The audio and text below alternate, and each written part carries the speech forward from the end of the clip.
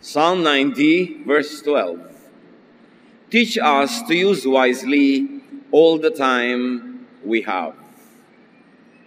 Turuan niyo po kaming magpakatalino sa paggugol ng panahon na ipinahihiram niyo sa amin. Youth and life.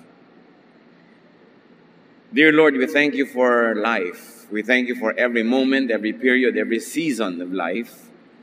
Turuan niyo po kaming pahalagahan ng panahon at ngayon, imulat yung aming mata sa inyong magandang layunin sa bawat oras, bawat sandaling ipinahihiram niyo sa amin. Be our preacher, our speaker, our healer, our friend. We seek you, Father, in the name of Jesus, your Son, our Lord. Ecclesiastes 11, 7-8. Nothing on earth is more beautiful than the morning sun. Even if you live to a ripe old age, you should try to enjoy each day, because darkness will come and will last a long time. Nothing makes sense. Here, the morning sun is a symbol of youth. And Ecclesiastes says that the best time of life is youth. It's good to be youthful in age, in attitude, in outlook. Youth is the most wonderful time in life. And youthfulness makes any time of life wonderful. Kaya mahalaga na mayroong youthful attitude ang tao, hindi bata pa lang ay isip matanda na sobra, because you have all the time in the world to be old anyway. So take your time and be young when you are young, and you let the young people be young and be youthful. Because darkness, which really means death, will come. Ecclesiastes says, enjoy each day of life, of youth, of old age. Live while alive. You have your correct time to die. So habang buhay pa, dapat mabuhay talaga ng todo-todo. Ecclesiastes 11:9, be cheerful and enjoy life while you are young. Do what you want and find pleasure in what you see. So the admonition is to be cheerful, to be positive, to be light-hearted, to look for what is nice, true, beautiful, enjoyable, delightful in life. This, of course, is an encouragement to enjoy life beginning at youth, to do enjoyable things, and to find pleasure in details of life. And then the verse continues, but don't forget that God will judge you for everything you do. This verse, this line, is often misread as a contradiction to enjoyment. Para bang sinabing, be cheerful, enjoy life, magpakasaya ka, pero matakot ka sa Diyos, huhusgahan ng Diyos ang lahat ng iyong ginagawa. E di parang hindi rin sinabing mag-enjoy ka, kung talagang ibig sabihin nito ay matakot ka dahil huhusgahan ka. So this is often misread as a contradiction to enjoyment, a warning against enjoying too much, and a push for over self-denial and sacrifice. Pero ito ba talaga ang sinasabi ng verse? Para bang yung maraming mga churches magre-retreat sa magandang-magandang lugar, may resort, mayroong swimming pool, tapos walang swimming kasi puro dasal. Kasi puro praise and worship at kantahan. Nagpunta pa daw sa lugar na may swimming pool. O kaya magre-retreat pero umagang-umaga pa lang, dasalan na, gabing-gabi na, dasalan pa rin, puyat ang mga tao, hindi na nila ma-enjoy ang ginagawa nila. It's not really a retreat. So, retreat ba talaga yun? So, sinabi pa talaga ng verse, mag-enjoy ka, tapos tatakutin ka pala. Earthly life was given by God, tapos tatanggalan tayo ng earthliness. Does it follow? Meron bang sense yung ganong reading of Scripture? But to go on, Ecclesiastes 11:10, kasunod nung sabi, God will judge you for everything you do. Biglang sinabi, rid yourself of all worry and pain, because the wonderful moments of youth quickly disappear. So idiniin muli na huwag kang masyadong matakot, huwag kang mag-alala, huwag mong isipin yung mga kung ano-anong mga negative things, dahil sandali ka lang bata. Pag bata ka lang o bata ang yung attitude, doon ka lang nakahanda, nakalinya, na mag-enjoy ng maraming bagay, so huwag mo na munang isipin agad-agad. Huwag mo na munang itanim sa isip mo ang lahat ng mga bagay na nakakatakot, nagbibigay ng hirap ng loob. Kasi bata ka pa, samantalahin mo lang yan. Pagtanda mo, hindi ka nababata muli. So this verse 10 reinforces the commendation for enjoyment, actually. And it reinforces youthful abandon of worry and pain to enjoy life. This verse 10 reinforces the teaching to enjoy life as much as possible. So what is judgment about? Ano yung tinutukoy na judgment ni Solomon? Na remember that for all of these things, God will bring you to judgment. Judgment is not just about bad deeds, but also about good, nice deeds that remain undone. In other words, hindi ka lamang huhusgahan dahil sa ginawa mong mali. So takot na takot ka tuloy magkamali, so wala ka nalang gagawin. Pero husgahan ka rin sa mga bawat magaganda at mabubuting bagay na dapat ay ginawa mo, nalasap mo, na-enjoy mo, tapos hindi mo na-enjoy. Sinayang mo ang pagkakataon, sinayang mo ang kabutihan ng Diyos. Parang dinala ka sa buffet, tapos hindi ka kumain. Niragaluhan ka ng laruan, hindi mo pinaglaruan dahil baka masira sa takot mo magkamali. Ganun ang nangyayari sa buhay ng mga taong sobrang seryo sa pagiging relihiyoso. Sa takot magkamali, wala na lang ginagawa. Isang malaking pagkakamali yung hindi mo gawin yung tama, yung masarap, yung maganda, dahil regalo yon ng Diyos. Dapat ang taong makalaya sa napakaraming tali na inilagay ng conservatism, ng religiosity, tuloy pumipigil sa atin sa paggawa ng masasarap at magagandang bagay dahil minasama na natin ang pag-enjoy. Parang kung maka-Diyos ka, bawal sumaya, bawal mag-enjoy. Ecclesiastes 12:14, God will judge everything we do, even what is done in secret, whether good or bad. So lahat yon. Hindi lamang ang pagtimbang sa atin ng Diyos, yung may ginawa ka bang mali, kundi may ginawa ka bang masarap, maganda, tama, na inilaan ko para sa'yo, nilikha kita para dyan, nilikha ko ang planeta para dyan, tapos hindi mo ginawa, edi sinayang mo ang gift of life. Solomon is not called the wisest man ever for nothing. Binigyan siya ng Diyos sa superior na karunungan, kaya marapat siyang dinggin. Sa katunayan, kung si Jesus ay nagturo ng kalayaan, ng paglasap at pag-enjoy ng buhay sa New Testament, itinuro ni Jesus, ang counterpart niya sa Old Testament is really Solomon. Pinakamarunong, kaya ang kanyang pagtuturo ay dapat bigyan ng pansin at marami siyang pinalaya ng mga diwa na dati-rati, bago pa siya nangaral, ay itinali ng relihiyon and conservatism yung buhay ng tao para puro pagtitiis, pagdurusa, puro na lang pag-iipon ng points sa langit, pero dito sa lupa, parang wala ng totoong buhay. In denial na, wala nang inisip kundi kabilang buhay, samantalang nandito pa sa lupa. Kung gusto ba naman ng Diyos na sumukabilang buhay ka na, di lalagutin na niya ang iyong hininga. Pero habang hindi pa niya nilalagot, dito ka pa sa lupa, huwag mong kalimutang ikay espiritu at lupa magkasabay. At hindi dapat yun masamain. So the teaching says, enjoy your youth, your strength, your enthusiasm. Do not problematize youthfulness. Hindi problema ang pagiging bata. It's a gift. Enjoy being young. And how will enjoyment happen? By not being too wise, by not being too cautious, and not being too old in attitude. Kaya sabi niyang verse, kalimutan mo yung sobrang pag-iisip. Rid yourself of all worry and pain because the wonderful moments of youth quickly disappear. Huwag kang masyadong magpaka-mature kung hindi ka pa-mature. Darating din yon. Sandali ka lang maging bata. At huwag sobrang relihiyoso, sobrang conservative, sobrang extremist ang pagiging spiritual na parang hindi na nakatungtong sa lupa. Ecclesiastes 7:16, do not be over-righteous, neither be over-wise. Why destroy yourself? Can you imagine this wisdom in Scripture that we seldom encounter? Halos sa ikubli ng mga conservative sa mga mananampalataya yan. Sabi ni Solomon, huwag kang masyadong banal. Huwag kang masyadong matalino. Hindi ka mag-e-enjoy sa buhay. Sisirain mo ang iyong sarili. Pag extremist ka, perfectionist, legalistic, hindi ka mag-e-enjoy at walang mag-e-enjoy na kasama ka. Sasakalin mo lahat ng tao, pipigilin mo sila, sisikilin mo sila, nakabaligtaran ng intensyon ng Diyos na lumikha sa atin. So do not be extremely religious or spiritual.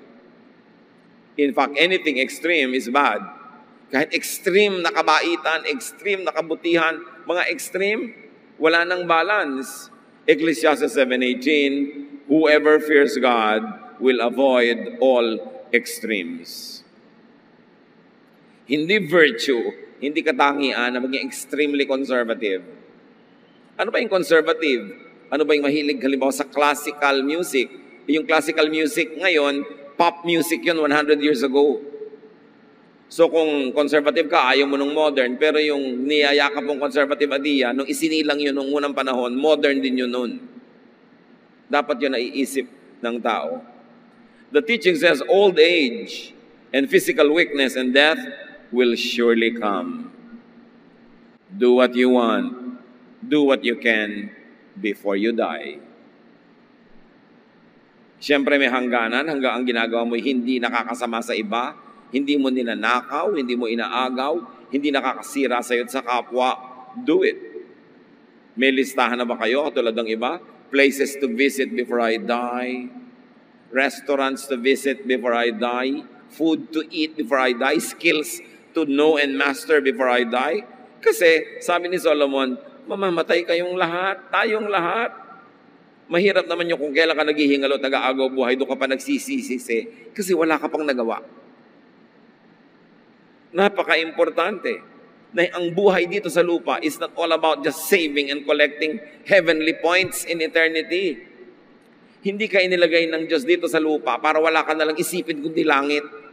Kasi kung gusto niyang nasa langit ang utak mo, dadaling ka na niya doon.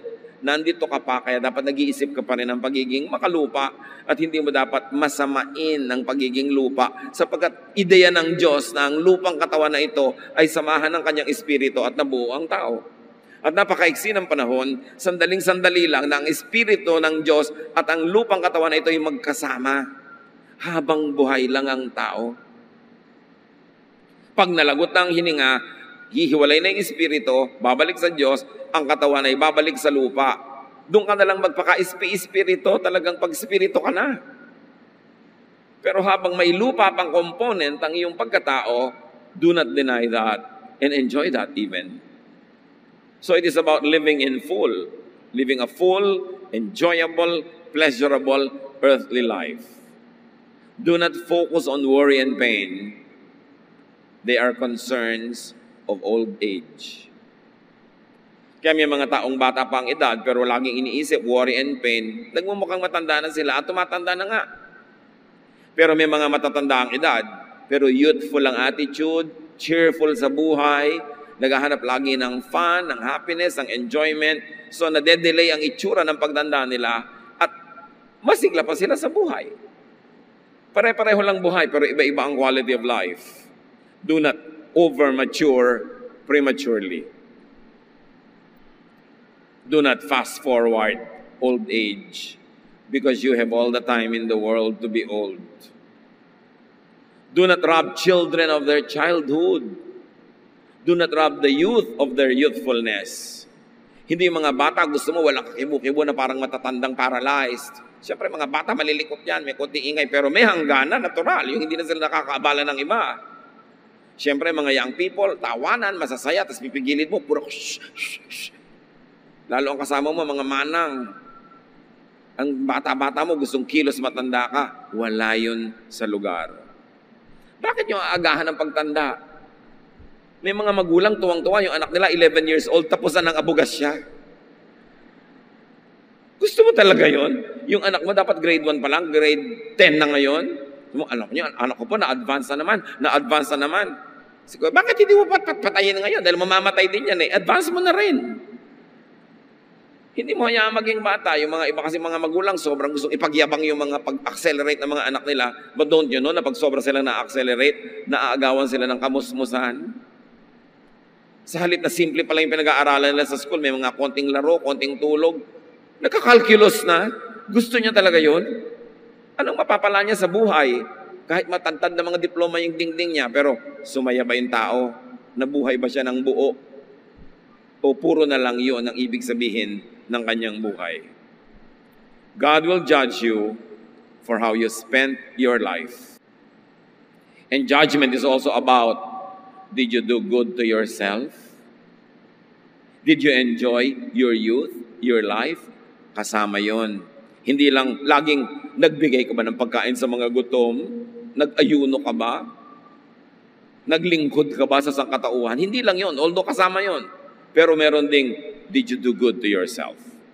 Kasi ang sabi ni Jesus, love others as you love yourself. In other words, with the amount of love you love yourself, then you love others. Huwag mo lang sobrang, sarili mo lang yung love mo, yung iba hindi na. Pero hindi rin yung baligtad na, iba lang ang love mo, tapos sarili mo hindi na. Hindi rin hinihingi sa'yo yun ng Diyos. Kailangan balance. Ecclesiastes 8:15. So I think we should get as much out of life as we possibly can. There's nothing better than to enjoy our food and drink and to have a good time. Then we can make it through this troublesome life that God has given us here on earth. Nakita niyo ang main doctrine nitong si Solomon, the wisest man ever? You've got to enjoy life. Get the most out of life. Pigain mo ang lahat ng mapipiga mong ligaya para maximum ang iyong kasiyahan. Yun ang kalooban ng Diyos na lumikha. Hindi tayo nilikha ng Diyos para gutumin, para parusahan, para pagtiisin at pagdusahin, na siyang misrepresentation ng ginagawa ng maraming conservative people.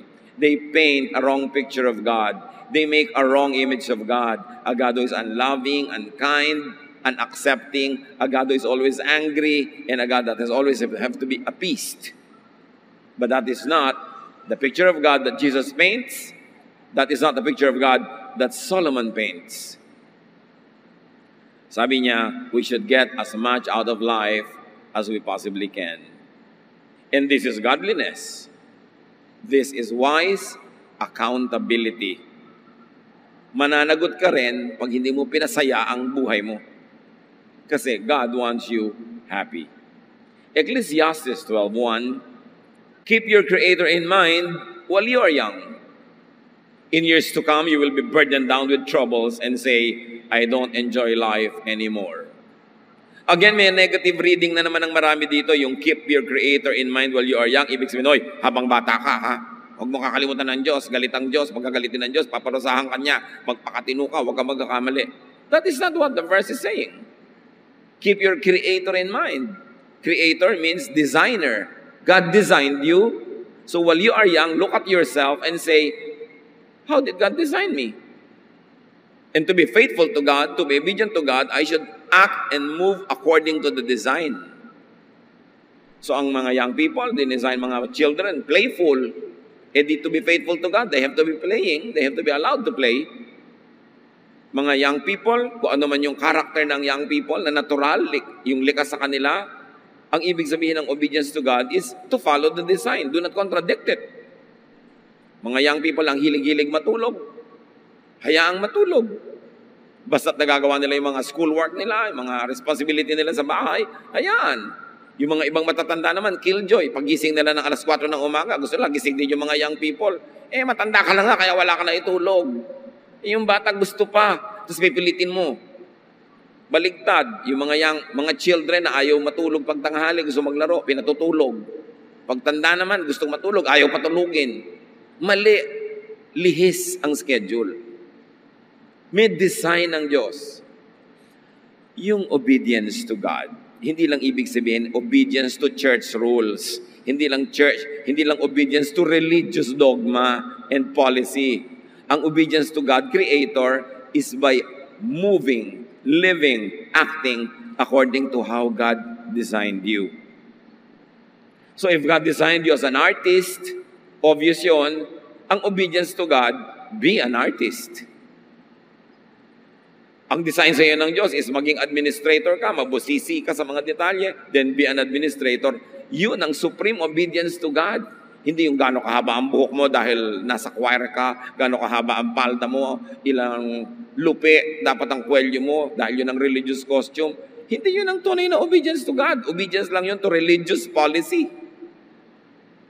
Pero yung Diyos na nagdisenyo sa iyo, meron talagang born dancer, may born singer, born musician, yun ang Creator. How will you celebrate life? By obeying God, by being who God designed you to be. And by being who God designed you to be, that's where you can excel. That's where you will be happy. And that's where you can make others happy as well.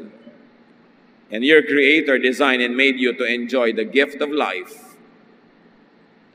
All you have to do is study your anatomy, study your body, study your senses, and you will know that when God was designing you, He wanted you to enjoy life.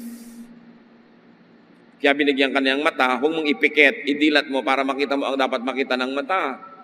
Binigyan ka niya ng paa, isayaw mo, ilakad mo, puntahan mo ang dapat puntahan na dinisenyo sa ng Diyos. Kasi kung ayaw ng Diyos na maglalakad ka, di ginawa ka na lang niyang bato. Nandiyan ka na lang sa isang sulok, kaya ka nilagyan ng paa. Kaya ka binigyan ng bibig para magsalita. Hindi yung aping-api ka na sikil ka na, hindi ka pa kumikibo, binigyan ka nga ng bibig. Yun ang obedience to the Creator. Gamitin mo ng tama, sa tama, yung katawan mo na dinisenyo niya. And keep that in mind while young, while able to enjoy. Kaya kung minsan lugi yung ang aga-aga pa, biglang napalaki na sa sobrang relihiyosong pamilya. Wala nang naranasan. Paglaki tuloy, biglang nagre-rebelde. Ang liit-liit ng utak, ang kitid-kitid ng naiintindihan kasi pinakitid na agad ng conservatism. Nauna na ang isang katerbang bawal. Mamamatay din naman lahat ng tao at pag lahat tayo nakalibing na, sino ang talagang nag-enjoy ng buhay? Akala kasi nung iba, ang gusto ng Diyos, puro ka lang magtiis dyan, maghirap, magpakasakit. Ganun ba ang Diyos na nakadrawing sa isip natin? Hindi yon ang ipinakilala ni Jesus at hindi yun ang ipinapakilala ni Solomon. Dapat habang kaya, lasapin ang ganda ng buhay because time will come when you could no longer enjoy as much. Ibigin mo man, hindi na pwede. Gusto mo mang lumakad, hindi na pwede. Gusto mo man tumingin sa magagandang tanawin, lumalabo na ang iyong mata. Hindi na pwede. So, do not be possessed by regrets. Pag tayo matanda na, malapit ang bawian ng buhay, huwag naman tayong puro pagsisisi at panghihinayang sa mga pinalampas na pagkakataon. At kung tayo nandun na ngayon at hindi na maibalik ang buhay, huwag na lang nating pigilan yung iba na magkaroon ng isang buhay na makulay, masaya. Hayaan natin silang mabuhay ng kumpleto. Ecclesiastes 12:2-7. Someday the light of the sun and the moon and the stars will all seem dim to you. Rain clouds will remain over your head. Your body will grow feeble. Your teeth will decay, and your eyesight fail. The noisy grinding of grain will be shut out by your deaf ears, but even the song of a bird will keep you awake. Darating daw ang panahon, kung mabiyayaan ka ng mahabang buhay, lalabo ang iyong paningin. Hihina ang iyong katawan, masisira at maglalaglagan na yung mga ngipin at maaaring mawalan ka pa ng paningin. Yung napakaingay ng mga gulo sa iyong paligid, hindi mo maririnig dahil bingi ka na. Pero yung mumunting hiwni ng ibon, hindi ka makatulog dahil nadidinig mo. Sabi, ganun, pag tumanda ka na. You will be afraid to climb up a hill or walk down a road. Your hair will turn as white as almond blossoms. You will feel lifeless and drag along like an old grasshopper. Hindi ito negative, hindi ito nakakalungkot at hindi ka dapat magpalungkot. Sinasabi ang totoo, dapat paghandaan. At kung dumating na, wala ka dapat sukat pagsisihan. Hihina ka, matatakot kang umakyat, matatakot kang bumaba, puputi ang iyong buhok. Tapos ngayon, yung mga young people, wala kang ginawa kundi kontrolin ang buhok nila. Anong gagawin nila sa buhok nila? Kukulayan ba nila o hindi? Pinapakailaman simbahan, pati kulay ng buhok. Darating ang panahon, magiging puti na yan lahat. Kahit ano pang gawin mo, wala na rin masyadong saysay. At para ka daw isang matandang tipaklong na nangihina na kinakagat ng mga langgam, gumagapang, at tapos na ang iyong buhay. These are signs of old age, approaching the end of earthly life. And it should not make us feel bad about death. It should only prepare us to that inevitable reality. Huwag mag-aksaya ng sandali. Huwag killjoy ng mga bata, ang mga kabataan, ang mga middle age. Let them be who they are at that moment of their life. then earthly life ends. We each go to our eternal home sa pagpapatuloy ng Ecclesiastes, and the streets are filled with those who mourn. Paglalamayan ka rin, ibuburol ka rin, ililibing. Kung marami kang pinakisamahan, marami makikipaglibing sa'yo. Maraming tititig sa iyong mukha at sasabihin din nilang, para lang siyang natutulog. Kung gaano mo karaming beses sasabi yun sa iba, masasabi rin tungkol sa iyo. Kung minsan naman gusto mo lamang pasayahin yung namatayan, pero meron man namang natutulog na nakabarong Tagalog. Kung sana nakapajama, may yakap na unan doon sa ataol, sabi mo, ay, para lang natutulog. Darating at darating. The silver cord snaps, the golden bowl breaks, the water pitcher is smashed, and the pulley at the well is shattered. All pictures of death.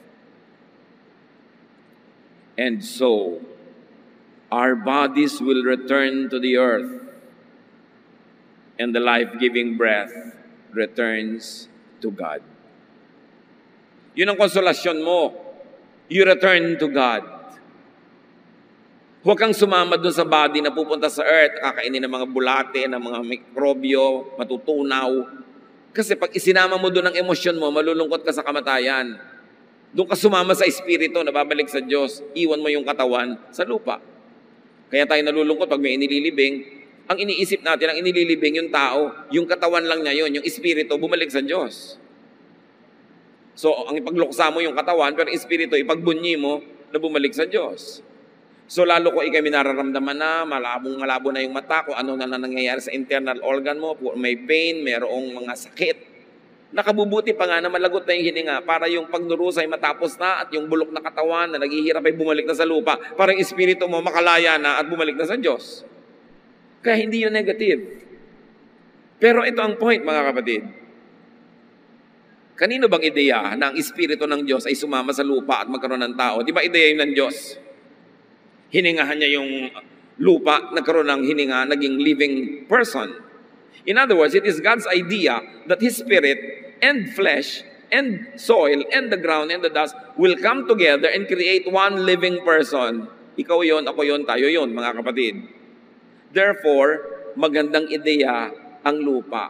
Ang katawang lupa ay maganda kasi Diyos ang nagbigay nun. Dinamitan niya ng katawang lupa yung kanyang espiritu. Huwag nating masamain ang katawang lupa, huwag nating masamain ang pagiging lupa, at huwag nating masamain ang mga kagustuhan ng katawang lupang ito kasi Diyos ang lumikha ng katawang lupa. At yun naman mga kagustuhan niya na sandali lang habang magkasama pa lang yung espiritu at yung lupa. Pero pag humiwalay ng espiritu sa kamatayan, di tapos na rin ang mga kagustuhan ng laman, kagustuhan ng katawan. So habang magkasama pa yon, huwag mong ignorin. Do not demonize and do not trivialize the needs, the wants, the desires, the happiness, the pleasures of the flesh. Because it is God who gave you the senses. So, ideya din niya yan. Minasama lang ng mga religions later on, pinasama nila yung katawan. Sandali lang magkapisan ang katawan at ang espiritu. Samantalahin, nangyayari lang yon habang tayo'y buhay. Then people grow old and die. An earthly life could be lived only on earth while in earthly bodies. Nananampalataya ka sa Diyos, nananalig ka, faithful ka sa Diyos, pero huwag naman puro langit na lang ang atupagin mo ngayon. Atupagin mo rin yung buhay mo ngayon, yung katawan mo ngayon, yung reality ngayon kasi nandito ka pa. Kasi nga, kung gusto ng Diyos na wala ka na dito, di alisin ka na niya, pero habang nandito ka pa, assignment mo pa rin na maging tao. Assignment mo pa rin alagaan ng iyong katawan at alagaan ng katawan ng iba. Pagka nalagot na ang hininga, doon na lang natatapos yon. It is in God's hands. Pero para pabayaan mo ngayon ang iyong earthly body, ang iyong earthly needs, ang iyong earthly happiness, pagtalikod yon sa kalooban ng Diyos na nagbibigay sa iyo ng earthly life. So live as a dual person, as a dual citizen. Yan ang tunay na dual citizenship. Earthly and heavenly citizenship. Live as a body and a spirit. Because right now, you are. Do not demonize the earthly body. Tulad ng ginagawa ng maraming religious conservatives. Pinapahirapan yung katawan, sinasaktan, tinutusok, ginugutom, inuuhaw, dahil akala mo, paparusahan nila dapat yung katawan nila para matuwa ang Diyos. No, your body is a temple of the Holy Spirit. Whoever destroys God's temple, him also God will destroy. Your body should be taken care of. Huwag pag-awayin ang katawan at ang espiritu. Gawain yan ng maraming relihiyosong hindi nauunawa ang kabutihan at kagandahang loob ng Diyos. Why is there a usual condemnation of earthliness? Bakit ba minamasama ng maraming religious conservative ang pagiging makalupa? Well, history will tell us. And this idea does not come from God, not from Jesus, not from Solomon, but from conservative elements of both Christianity and Judaism. Christianity, and to some extent Judaism, were both influenced by a spiritual phenomenon of the first century known as Gnosticism. It is from the Greek word gnosis, meaning knowledge.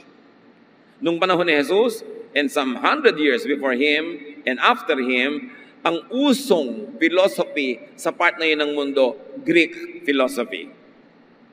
At ang Judaism at Christianity ay hindi nakaligtas sa influence ng Greek philosophy. At yung Gnosticism, it's a school of thought, it's a way of thinking, naka-influence sa mga early practitioners of Christianity and the later and latter practitioners of Judaism. Now, Gnosticism drew its core doctrine from Plato's dualistic contrast of the invisible world of ideas and the visible world of matter. Saan kumuha ang Gnosticism ng kanyang espiritu, ng kanyang kaluluwa?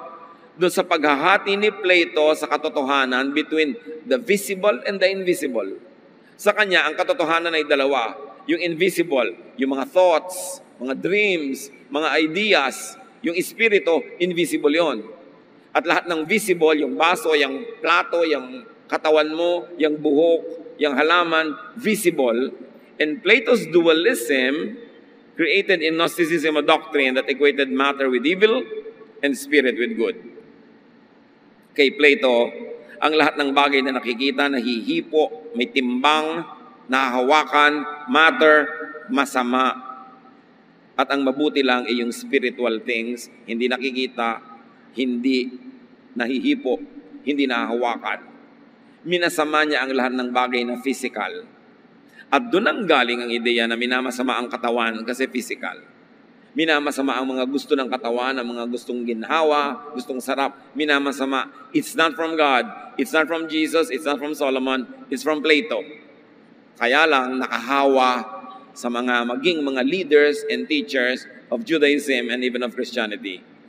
Out of this equation came two opposite modes of conduct.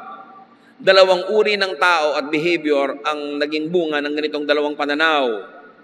Asceticism, the suppression of bodily passions because of their connection with evil matter. Yung naniniwala na ang banal lang yung mga spiritual na bagay at masama ang lahat ng bagay na physical, sila yung naging mga ascetics. Sila yung mga hindi umiinom, hindi kumakain, hindi nagsusuklay, hindi naliligo, hindi nagpa-party, hindi nagsasaya, kasi sa kanila lahat ng bagay na yun ay masama.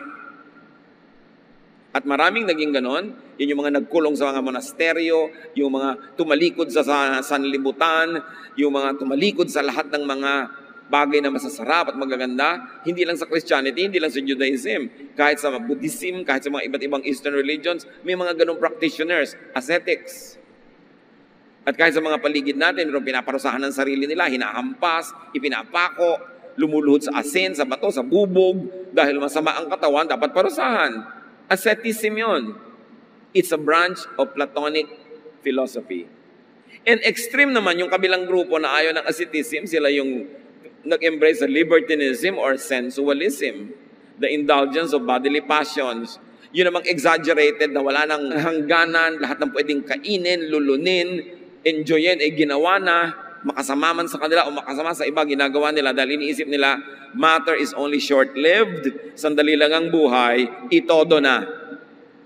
Dalawang extreme, parehong hindi mabuti. Dahil ang mga anak ng Diyos dapat balance ang pananaw. It resulted to the condemnation of earthliness and glorification of spirituality. At ngayon, malaking porsyento ng mga Kristiyano, ganitong pananaw. Anything that is earthly is bad, only spiritual is good.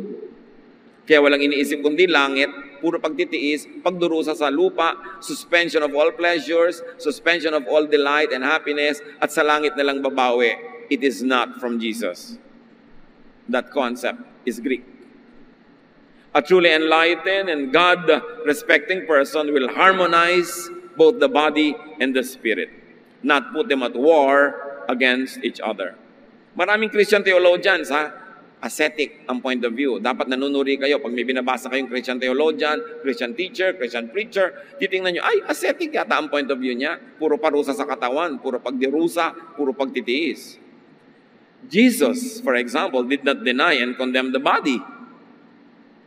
Jesus did not condemn earthly appetites. Ang tawag nga sa kanya ng mga ascetic, ng mga conservative, glutton and a drunkard. Masiba daw, matakaw, at palainom. Sa kanilang pananaw at panukat, si Jesus sobrang matakaw. Kasi nga laging kumakain, hindi nag-aayuno, kasi ascetic sila eh. Si Jesus was not. But Jesus was not practicing libertinism or sensualism as well. May balance siya. Pero lahat ng innocent fun, happiness, enjoyment, pleasure that does not cause you to harm others or to harm yourself was fine. Dapat naintindihan natin kung saan nanggagaling ganitong mga points of view. Ecclesiastes 12, 9-12. I was a wise teacher with much understanding. Dinidiin niya, ako matalino dito ha, so kaysa sa akin kayo makinig. I was a wise teacher with much understanding, and I collected a number of proverbs that I had carefully studied. Then I tried to explain these things in the best and most accurate way. Words of wisdom are like the stick of a farmer uses to make animals move. These sayings come from God, our only shepherd, and they are like nails that fasten things together. Sinasabi ni Solomon, itong aking kinolekta mga salawikain, inayos, tinipon, at ipinaliwanag ko sa pinakamalinaw na paraang kaya ko, itong mga salitang ito'y galing sa Diyos. In other words, napakahalaga ng mga proverbs ni Solomon, maaaring mas mahalaga pa sa maraming mga doktrina na itinutulang kung sino-sinong religious teacher ng kanyang panahon. Sabi niya, ito'y galing sa Diyos, ang kaisa-isa nating tunay na pastol. Proverbs, common wisdom, when filtered through wise assessment and examination, will prove to be wisdom coming from God Himself. At anong sabi niya tungkol sa maraming ideya, maraming katuruan, maraming doktrina? Verse 12, my child, I warn you to stay away from any teachings except these. There is no end to books, and too much study will wear you out. Yan, binabalaan kita, anak, lumayo ka sa napakarami mga doktrina, napakarami mga turo, napakarami mga bawal, liban sa makikita mo dito sa mga proverbs na ito. Ito ang mga salita ng Diyos para sa iyo. Culled from the common wisdom of folks, of people who observe life from generation to generation, and with godly given wisdom, create these crystallized forms of knowledge and wisdom called proverbs. Ang dami-daming isms, ang dami-daming mga ideas, philosophies, and doctrines. Sabi ganun, magugulo ka lang sa mga yan, malilito ka, dito ka makinig sa mga proverbs na sinasabi ko sa iyo. Sabi niya, walang katapusan ng paglimbag ng mga libro at ang sobrang pag-aaral, magagasgas ka lang, mapapagod ka lang. Sa dinami-rami ng pinag-aaralan mo at kung ano-ano, natututo ka lang na maging judgmental, maging self-righteous, maging mayabang, sabi ganun, umiwas ka sa mga yan. Solomon says, these proverbs are all that really matter. And these are proverbs that set free from needless imprisonment.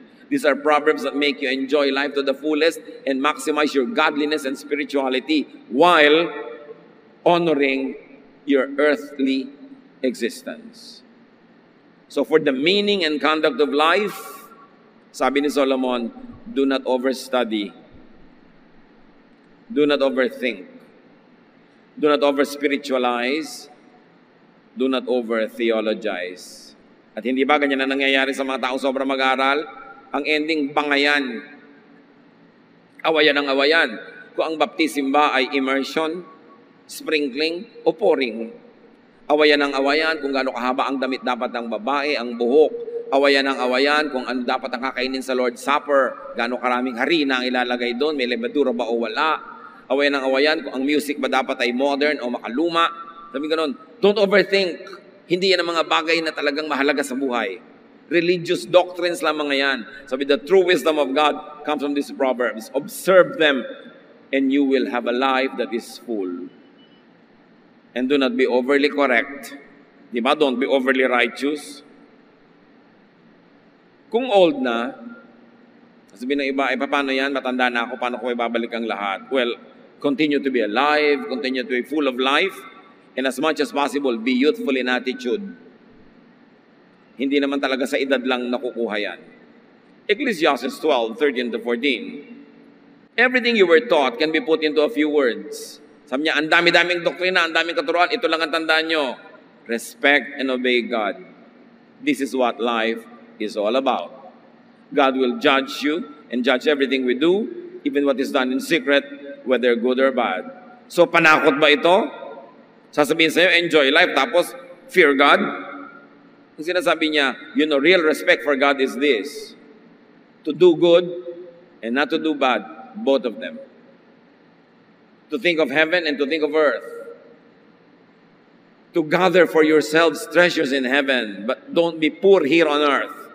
To also be rich, full of life, here on earth. Here and there, both could be heaven to you. Kaya ang tao, pagka hindi makalaya ang kanyang isip, na-o-oppress siya lagi ng guilt, na-o-oppress siya lagi ng mga feeling of imperfection, feeling of inadequacy, meron kang hell na bit sa buhay mo wherever you go. Kasi mabigat dalhin yan. So hell or heaven, while they are there in eternity, can also be in your life right now, depending on your attitude. Kaya dapat talaga magbago ng pag-iisip, makalaya sa mga maraming tali na inilagay ng maraming tradisyon. Respect and obey the designer of life, who is God. Respect and obey the design of life for enjoyment of God's graciousness. And here, judgment will be on how much you respect and obey the Creator. By respecting or obeying the Creator, in this life, you will have reward or punishment. Yun na ating tinatamasan, nararanasan araw-araw, reward or punishment yun. Dapat nating alamin. Yung reward and punishment, hindi lang yung naghihintay sa kabilang buhay, nangyayari na yun din dito. So pag tama ang ginagawa mo, nare-reward ka na rin. Meron kang mga fruits, meron kang mga pleasures, meron kang happiness, meron kang joy. Pero pag mali, hirap ka, gipit, ilang na ilang, sakal na sakal, huwag ka na maghintay ng hell in the next life dahil yun na ang advance payment. Dapat suriin. Judgment is really how you benefit from and enjoy life now and in the next life. So balansehin ang pananaw, huwag lang lagi yung future. Do not get confused with and by many doctrines, according to Solomon. Stick to the most basic lesson, respect and obey God. And this teaching should be applied and connected to youth, to old age, to life. So respects God's design of the body, of the mind, of the seasons, of time. Lahat yan nilikha ng Diyos. Kailangan katugma ka sa galaw, sa kilos, sa rhythm. Hindi baligtad kasi saliwa, asiwa, mali, mahirap.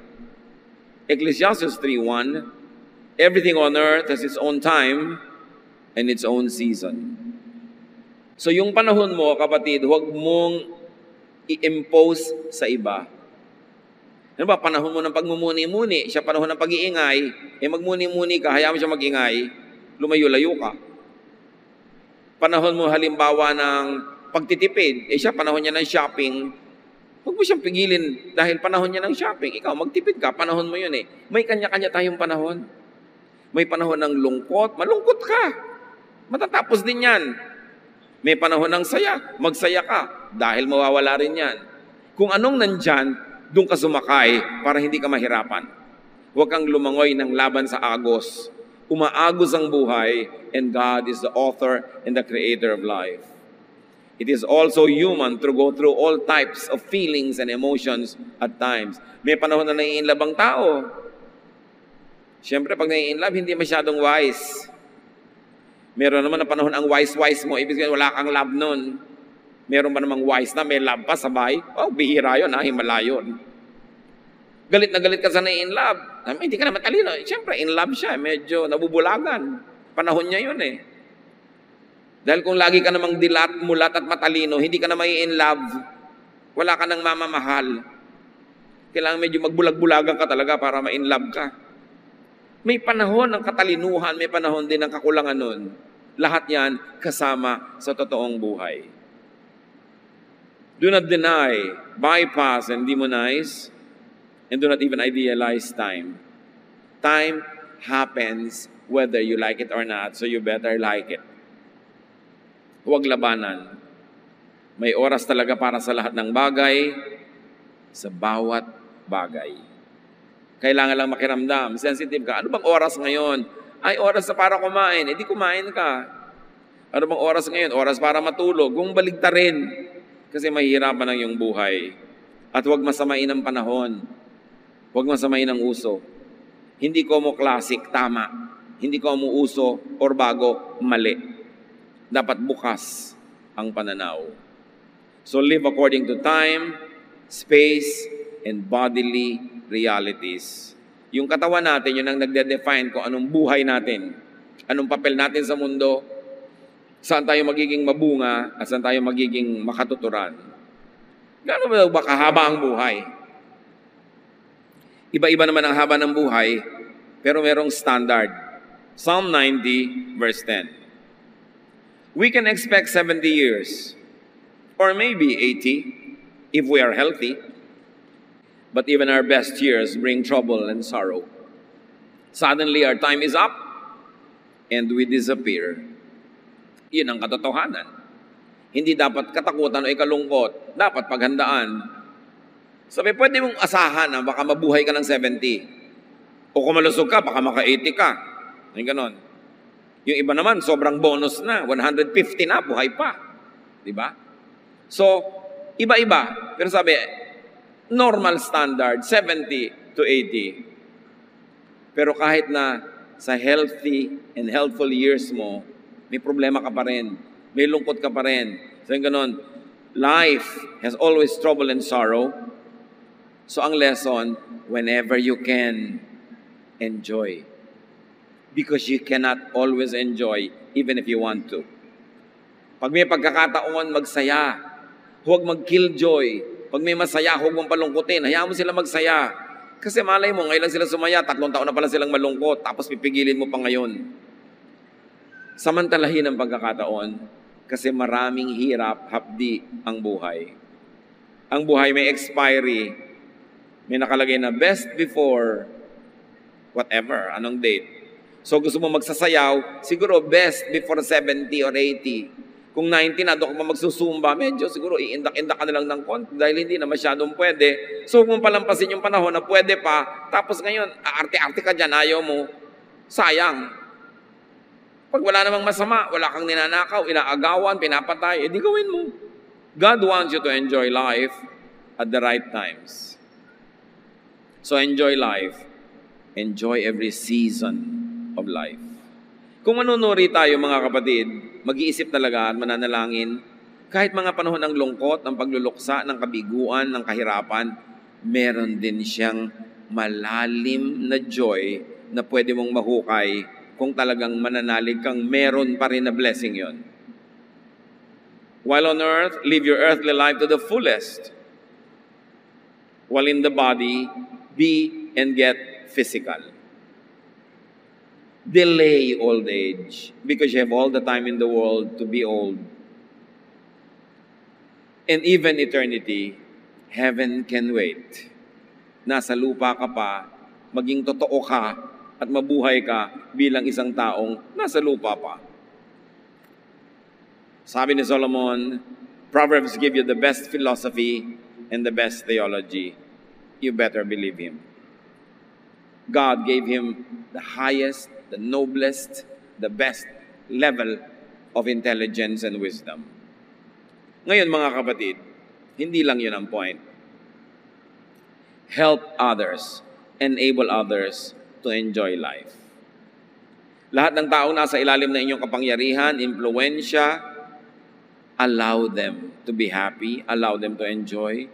Huwag niyong ipilit yung lifestyle niyo sa kanila. Sila ay hindi kayo, kayo ay hindi sila.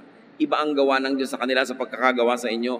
Huwag nating dahil lang may kapangyarihan tayo, igigiit na natin yung gusto natin sa buhay ng iba. Allow them to enjoy life. And then let's all meet our Maker when that happens. Psalm 90 verse 12, teach us to use wisely all the time we have. Dear Lord, thank you for time. Salamat at ang oras na magkasama ang katawan namin at Espiritu ay hindi mahaba, hindi maiksi. Tama lang, kasi kayo ang nagdidisenyo. Turuan nyo lang po kaming huwag mag-aksaya ng panahon. Kung nandito kami, nandito, huwag mag-isip na dapat nandito kami sa ibang lugar. At pag nandito naman kami, isipin namin, dapat nandito kami sa lugar na ito. Hindi na kami mag-i-enjoy kahit kailan, kahit saan. Pag hindi kami tumutugma sa panahon at sa okasyon. Teach us, Lord, to number our days so that we may live a righteous life, a life that is balanced, a life that is godly, and at the same time respectful of the fact that you made us humans, that we have bodies, we are in the flesh. Pagbulay-bulayan natin mga kapatid ang kahulugan nito sa ating pang-araw-araw na buhay, pati sa pakikasalamuha natin sa kapwa. At nasa gayon, ang karunungang ibigay ng Diyos kay Solomon ay matamasa at mapakinabangan nating lahat. Lord, teach us to learn from Solomon how to live life, how to maximize life, and how to glorify you while we are here in our earthly bodies. Be alone with the Lord in silent reflection.